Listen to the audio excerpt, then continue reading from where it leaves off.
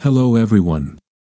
Sometimes betrayal doesn't end with a scandal, but with something far more serious. He thought the worst had already happened, when he caught his wife with another man, but just a few days later, it became clear, that was only the beginning of a story that would go far beyond betrayal. I've said it before, Mondays suck. It wasn't even 9:30 in the morning when two men in suits walked into the butcher shop where I worked and pointed their guns at me. Ah, hell, it wasn't the first time. Someone had pointed a gun at me, and it probably wouldn't be the last. After all, this was Brooklyn, New York, in 1972, and it seemed like just about everyone who had been around long enough had had a gun pointed at them at some point. Still, I had to admit I was surprised, because anyone with half a brain knew that Saturday was the best day to rob the place, the busiest day of the week, when we had the most cash on hand. Robbing a butcher's shop on a Monday morning did not bode well. When I raised my hands, the taller one addressed me directly. "Norman Grunwitz, you are under arrest for the murders of Darla Grunwitz and Johnny Spinato," he announced. I felt my jaw drop in shock, while the other four people in the shop at that moment turned to look at me, lowering the hands they had raised above their heads at the same time. "Wait a damn minute." I half shouted, half muttered. "Killed Darla and Johnny? What the hell are you talking about?" The two goons looked at each other with confusion on their faces, probably about as confused as I was. At that moment, Mel Siegel, the owner of the shop, walked in through the door, returning from the post office. He immediately pulled a gun from the pocket of his jacket and aimed it at the men in suits. "Just another day in Brooklyn. You've got 3 seconds to drop your weapons before I kill both of you where you stand," Mel shouted at the pair before he was cut off. "Drop your weapon, sir." "We're here to arrest Mr. Grunwitz for the murder of his wife and her lover," said the taller agent. Mel's jaw dropped about as far as mine had when the man made his first statement. Even so, he did not lower his gun until both men in suits showed him their police badges. At that point, he slipped the gun back into his pocket and muttered loud enough for everyone to hear, "Well, I'll be damned. What's going on, Norm?" I was still standing there with my hands raised, sweat beading on my forehead. "I'll be damned if I know, boss," I croaked. "Step out from behind the meat counter so we can put handcuffs on you and take you to the station," said the shorter one. I turned to Mel for guidance. After all, he was my boss. He was in his 50s and seemed to have life figured out. I was 25 years old, had worked for Mel for the past 7 years, and thought things were going pretty well for me. Except for the fact that a week earlier I had discovered that my wife of 4 years, the aforementioned Darla, had been cheating on me with that jerk Johnny, a tough guy who had some connections to the Gambino crime family in the New York Mafia. "You need to go with them, Norm, and don't do anything stupid. I'll call my lawyer friend to help you." Mel began. "I have a lawyer friend. My best friend in the world. His name is Frankie Marinelli. He works at Green, Steinbach Mazur. Could you call them and ask Frankie to meet me there?" I asked, "Of course, kid. And I'll say it again, don't do anything stupid," Mel warned. It was my first time in handcuffs. I had done some dumb things when I was younger. But I had never crossed the line and never been arrested. After I took off my white butcher's coat, the shorter agent cuffed my hands behind my back, tightening the handcuffs far too much for comfort. "Hey, asshole, that hurts." I complained loudly. "I'm sure the bullets fired into your wife's head and her lover's head didn't bring them much comfort either." "Shut up," the tall agent shouted back. In 1972, Miranda rights were only 6 years old, and police procedure was nowhere near what it would become decades later. The tall one read me my rights as we walked to the police car, then shoved me inside with complete disregard for my person. My right shoulder slammed into the far side door. The tall one muttered something that sounded like a half-hearted apology. The situation did not improve one bit when we got to the interrogation room at the police station. At least they finally told me what had happened to Darla and Johnny. Someone, and they assumed it was me, had put one bullet into Darla's head and one into Johnny's the night before, apparently in Johnny's apartment. I was both shocked and pleased. Yes, pleased, because I felt those two bastards had gotten what they deserved for cheating on me. I may have smirked once or twice while the two officers filled me in, which probably did not help my case. Frankie Marinelli showed up 30 minutes later in all his geeky glory. I had known Frankie since we were about 3 years old, and we have been best friends ever since. If anyone could get me out of this mess, it was Frankie, skinny, big-eared, a complete nerd, practically a genius, and the person I trusted more than anyone else in the world. In real life, Frankie's name was Francis Albert Marinelli, and if that combination of first and middle names sounds familiar, it is because they were also the first two names of a certain Francis Albert Sinatra. Yes, that Frank Sinatra, Frankie's mother, Angie Marinelli, was one of the many fans who worshipped Sinatra, so it was no surprise that she named her firstborn after the musical icon. She was so crazy about Sinatra that she insisted everyone call her son Francis. And everyone did when his mother was around, but when she was not, he was Frankie. Like the famous Francis Albert, Frankie Marinelli had been a skinny kid with big ears, especially when he was younger. As a child, he was so uncoordinated that he never played baseball with the rest of us, preferring instead to be a nerd. That way, he could keep the teasing from his friends to a minimum. In those rare moments when Frankie was away from his friends, he often became a target for bullies or pranksters. There were plenty of times when I saved my buddy from getting beaten up, which pleased not only him but also his parents, who often thanked me for it. I was a stocky bastard and could more than hold my own in a fight. And nobody messed with my best friend without getting a taste of my fists. Frankie went to law school and was now a junior attorney. We were still close, and I was still his protector. Even though he was still just starting out as a lawyer, he was my guy. Despite the fact that he threw up in the interrogation room when the cops showed him photos of both victims. Apparently, the cops had learned early on that Frankie could not stand bloody crime scene pictures, so they had turned it into a kind of joke, scattering them around whenever he was there, with the same result every time: clean up holding cell 6. Shorty shouted from the detention area, calling for the janitor to tidy up the interrogation room. One of the reasons the police thought I had killed my wife and her lover was the broken nose, black eye, and bruises I had left on Johnny's face a week earlier, when I caught the two of them in my marital bed. I am sure just about everyone in our little corner of the world knew that I had beaten the living hell out of Johnny, so it probably was not much of a leap for them to assume the worst when the bodies were found. I rarely get sick and probably had not missed more than a single day because of illness in the nearly 7 years I had worked for Mel. But by mid-morning that Wednesday, I felt as if something had crawled into my stomach and was trying to eat its way out through my lower intestines. Even though Mel grumbled a little, he could see I felt like hell, so he let me go home. The rest, as they say, is history. I did not recognize the strange car in my driveway in the middle of the day, but it was definitely unusual, because Darla was supposed to be at work at Gina G's beauty salon, about half an hour from our little house. Not fully understanding how life worked yet, I slipped quietly into the house, already dreading what I was about to see. Since she was not expecting anyone else to be home, Darla had not bothered to close the bedroom door, and she and her then unknown lover were making enough noise to sound like a pair of pigs rutting in a barnyard. My upset stomach was completely forgotten when a wave of rage washed over me. I charged up the stairs, taking 2 steps at a time, and when I reached the door to my bedroom, I immediately recognized the local thug, Johnny Spinato, wringing everything he could out of my wife. They were both grunting, and Darla was letting out soft little squeals. I hesitated only long enough to recognize Johnny, then rushed to the bed and drove my best 40-yard kick straight into his manhood. His scream of pain was music to my ears, but I did not pause to admire it. He rolled off Darla at once and began curling into the fetal position just as I slammed my right fist into the middle of his face as hard as I could.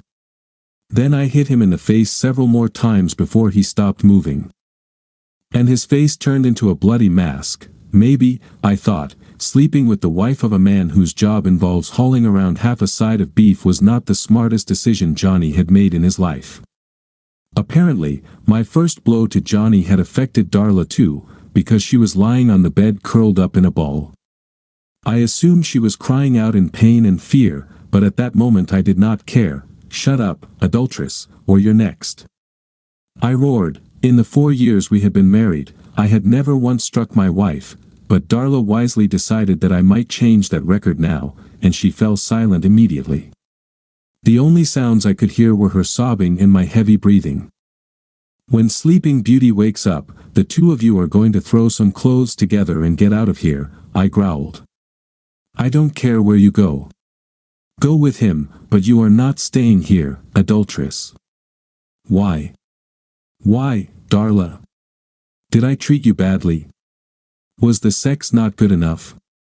Is this just because your boyfriend might someday become a boss? Hell, I thought we were doing fine. That just goes to show how little I knew about life. How long have you been cheating on me, you witch? 14 different emotions crossed Darla's face. I could make out pain and fear among them. As for the rest, who cared? It was just for fun. You know, just sex, not love. We'd only been doing it for about a month. It would have blown over, and you never would have found out, she gasped. Oh, I see. If I never found out, I would never have been hurt. And you did not see anything wrong with that?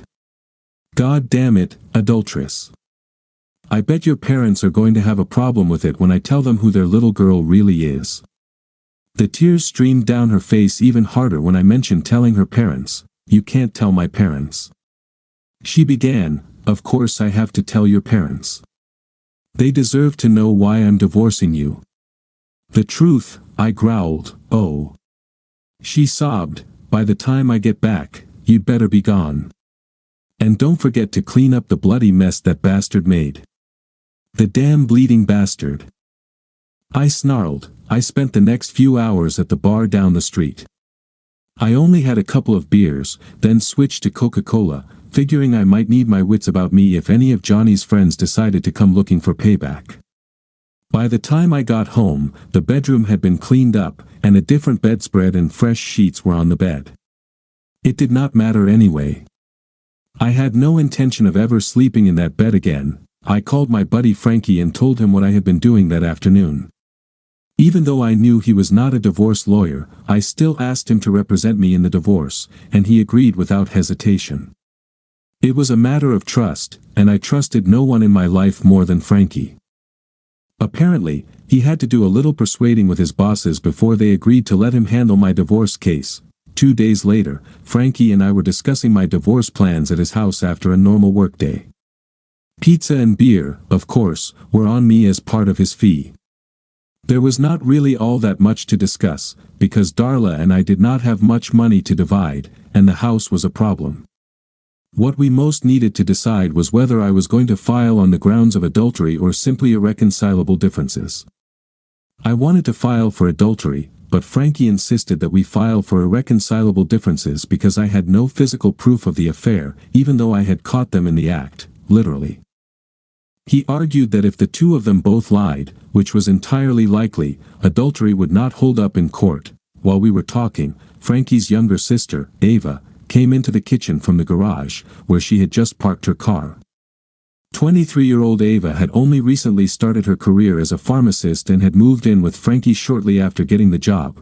Because Frankie and I had always been best friends, I naturally knew his younger sister very well. What almost no one knew, however, was that I had feelings for her when we were both teenagers. I wanted to date her, but her overly protective father, Carlo, made it unmistakably clear that I could not. Maybe I made a mistake by asking Carlo for permission to date his daughter. It was something out of the old rules, but he told me that although he cared about me almost like a son because of my friendship with Frankie, he could not allow Ava to date me because he believed she deserved better than I did. Some neighborhood kid who probably was never going to be anything but a butcher, and maybe, someday, the owner of a butcher shop. My heart was as broken as a 17-year-old boy's heart could be, but I told him I understood, so I kept my distance from his daughter, his beautiful daughter. Physically, Ava was the complete opposite of her brother. For one thing, she took after her mother, who was from northern Italy and was a fair-haired, blue-eyed, light-skinned beauty. Ava was every bit as pretty as her mother, and on top of that, she had the figure of a goddess. We also got along wonderfully. Frankie knew I had a soft spot for his sister, but he neither encouraged nor discouraged me. I think he knew his father would never allow me to date her and did not want to give me false hope. 2 years later, I met Darla and fell in love with her, and a year after that, we got married. I was old-fashioned enough to believe that our vows actually meant something. Ava and I chatted for a bit when she first came into the kitchen. Frankie told her that I had caught my wife cheating and was planning to divorce her. She offered her sympathies over the collapse of my marriage. So when you get divorced, are you at least going to give me a chance this time instead of ignoring me the way you did when we were kids? Ava said sarcastically. I nearly choked on the beer I was drinking. I never wanted to ignore you, Ava. Your father told me I couldn't date you. He didn't want you getting involved with a guy like me. I guess I can't say I blame him, I said quietly. My dad. My father told you that you couldn't date me? She huffed. Why did you talk to him? You should have just asked me, idiot. I lowered my eyes at her remark. I know your father is old school. I thought asking him was the right thing to do. I could kill both of you. She shouted at me. Her eyes blazing with anger. All right, I'm giving you one more chance, but only one, you idiot. Once my brother gets you rid of that adulteress, I'm going to be the first woman on your list to ask out. Got it? My throat went dry, and I would not have been able to spit even if my life had depended on it. All I could do was nod emphatically, but silently. All right, idiot, get back to work with Frankie so that we can finally be together. I need to go talk to my father and set him straight. Men. She snorted again. She walked out of the room and headed back toward the garage. A moment later, I heard the tires squeal as she pulled away from the house. I wouldn't want to be in Dad's shoes 20 minutes from now. Frankie said quietly. The next morning, Mel had a visitor I truly did not want to see. Angelo Foots Carpetti, a member of the Gambino family, walked in with his driver bodyguard and headed over to where Mel was standing behind the meat display. He and Mel stood very close together and spoke in hushed voices before the two of them started walking in my direction. I assumed it had to do with my beating of Johnny Spinato, who was probably part of Carpetti's crew. I had been worried that someone might come after me for payback, although I had not expected it to be someone that high up. Mr. Carpetti needs to talk to you. Go have a cup of coffee with him, Mel said in a slightly trembling voice. Hell. I knew Carpetti and his goon were not going to punish me for putting Johnny in the hospital, but he had probably decided he needed to show some support for his guy. As a butcher, I would have been out of commission for a while if they broke a few fingers or a hand, so I suppose that made sense. Hell again, everyone knew that Foots had gotten his nickname because he walked with a slight limp from a broken leg he had suffered as a child. He walked beside me, with the goon behind us, as we headed into a small diner about a block from the butcher shop. The owner smiled when he saw Foots, and the two of them quickly exchanged a few words in Italian. After years of being around Frankie and his family, I had picked up a little Italian, but this was said too fast for me to catch. Foots led us to the last booth at the back of the place, while his thug sat in the booth directly in front of us. The owner came over with 2 cups of black coffee and an espresso for Foots. He did not offer sugar or milk. I was not about to ask for either. In an almost whispering voice, Foots made it perfectly clear that he could not let it slide that I had laid hands on one of his men, and that I had to be punished in some way. Very politely, I told him that I disagreed with his position, because his man had been sleeping with my wife in my own house, and I felt he had deserved to pay for it. Foots' jaw dropped in astonishment.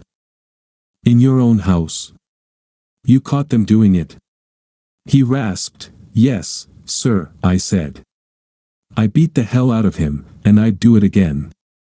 You can't let somebody sleep with your wife and disrespect you like that, especially in your own bed. I'm guessing he didn't tell you exactly what he was doing when I caught them. No, he didn't tell me everything, and now I see that I'm in a very awkward position, Foots said. You did what you believed you had to do. What any man would have done. My guy dishonored you, and in your own home, no less. You reacted properly, and I'm not going to punish you for disrespecting my man. And now get back to work, young man. Yes, sir. Thank you, sir. I muttered quickly, rising from the table and hurrying toward the door. Mel was surprised to see me back at the shop so soon, especially since he did not notice any visible damage. You okay, kid? He asked cautiously. Yeah. He seemed to understand why I beat the hell out of Johnny Spinato after I told him the whole story. He agreed with me that Johnny had disrespected me, and that I should not be punished. To be honest, I didn't expect that, but I'm really glad for you, Mel said. I enjoyed that feeling for exactly 3 days. Considering all the bruises and bandages Johnny was wearing, I suppose my arrest by the police was not completely unbelievable. But I would never have struck a woman in my life, even as a teenager. My father would have beaten my ass if I had ever laid a hand on a girl, which, considering what a little hellion my sister Evie had been growing up, was saying something. As far as I was concerned, shooting a woman in the head was far worse than simply hitting her. Given that there were 2 bodies in the morgue, I was not released on bail. For me, that was just as well, and maybe I was safer sitting in jail than I would have been at home.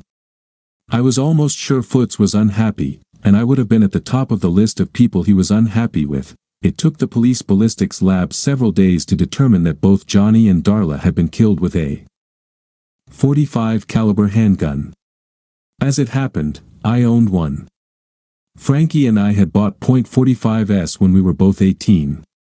I was a good shot, but Frankie, being Frankie, was practically a danger to himself with a handgun, and I could not allow that, so the 2 of us worked very hard to make sure he became good, very good, with that pistol. I was very proud when Frankie scored highly in a competition a year after we bought the guns. My gun was exactly where I had told the police they would find it, and as it turned out, not only had it not been fired in quite some time, but it also was not a match for the weapon that killed Johnny and Darla. I did, however, know whose gun would be a match, and when Frankie showed up at the station, I waited until we were alone in the room before having a very serious conversation with him. Tell me you were smart enough to get rid of the gun, Frankie. I know you're probably the last guy anyone would think could shoot straight, but it's not worth taking the risk. Okay. I said, I already took care of it in Sheepshead Bay, but thanks for worrying about me, Norm. By the way, how did you know?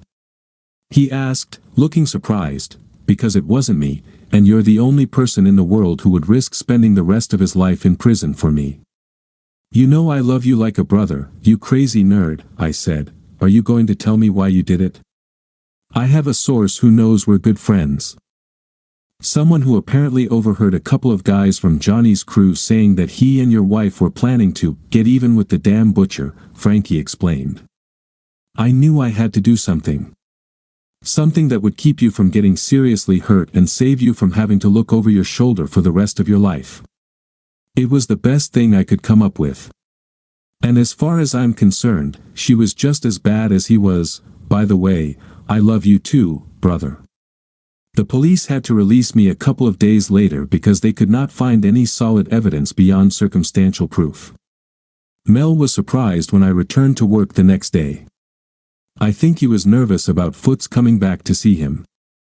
I knew that, at the very least, Foots would have a couple of men he trusted look into whether I had done it. Even though I was furious with my late wife, you cannot simply stop loving someone overnight.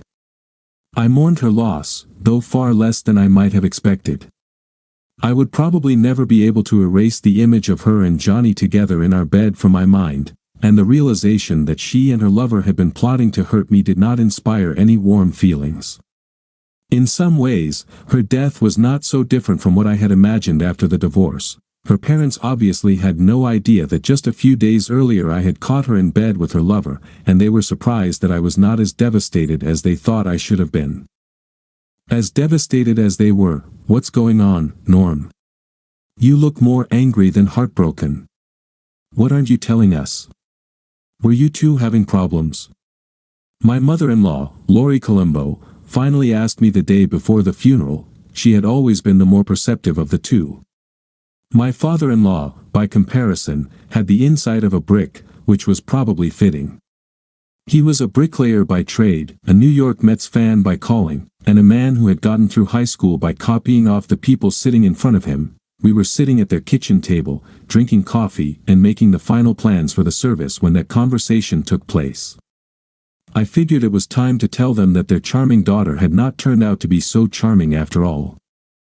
They did not take what I told them very well, and at first they blamed me for driving Darla into Johnny's arms. I took most of their tirade against me with a heavy dose of skepticism, knowing their grief was doing most of the talking, until my father-in-law tried to threaten me with violence.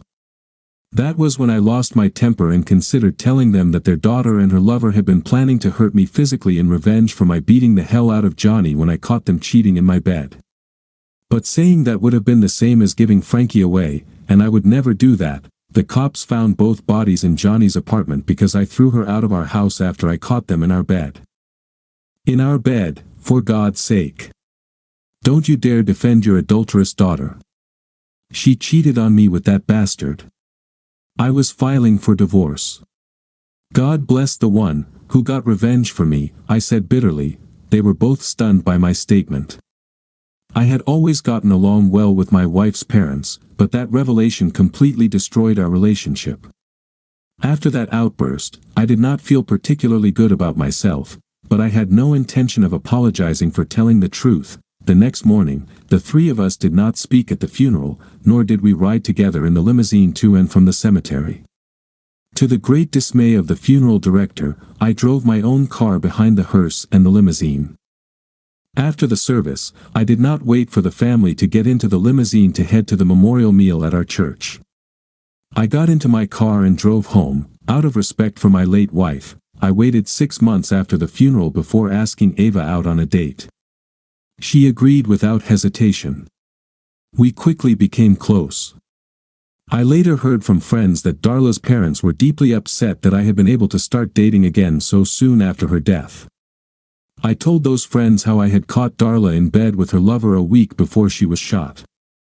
Everyone I told quickly apologized to me, said a hasty goodbye, and hung up.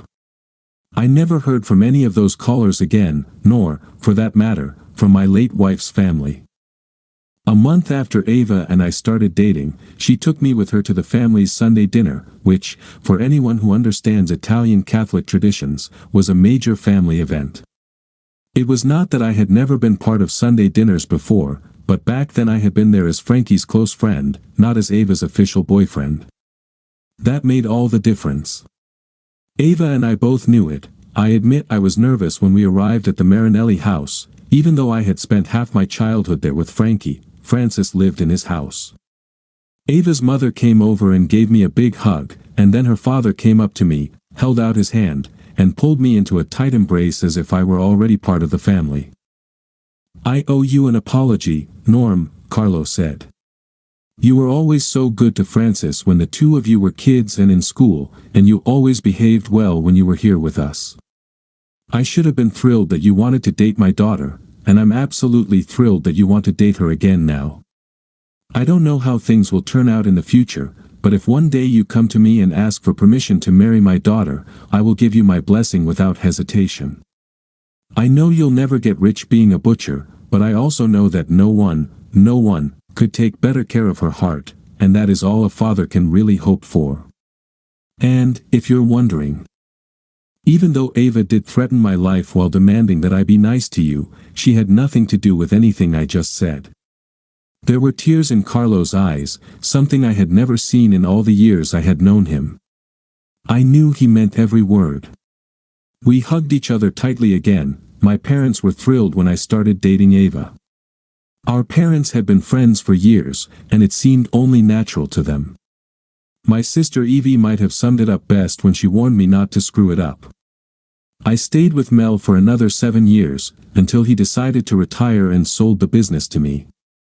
No, I never got rich owning a butcher shop, but Ava and I were eventually able to buy a decent house in Roslyn, on Long Island, and raise 2 children there, because I was a good customer at Ranbar Packing, which was owned by Gambino boss Paul Castellano. Foots Carpetti became one of my regular customers. It did not hurt that he got a Friends of the Family discount on his purchases. After a very successful legal career, Frankie eventually became a state judge. We remained close friends, and his family, his wife Molly and their 3 children, spent a great deal of time with mine. As of December 31, 1999, the murders of Darla Grunwitz and Johnny Spinato remained unsolved, and that is how this story ends. Sometimes betrayal changes everything, but not in the way we expect. What begins with pain and anger can lead to decisions that shape the rest of a life, because in the end, it's not only about what happened, but about what comes next. Write in the comments, if you were in his place, what would you do?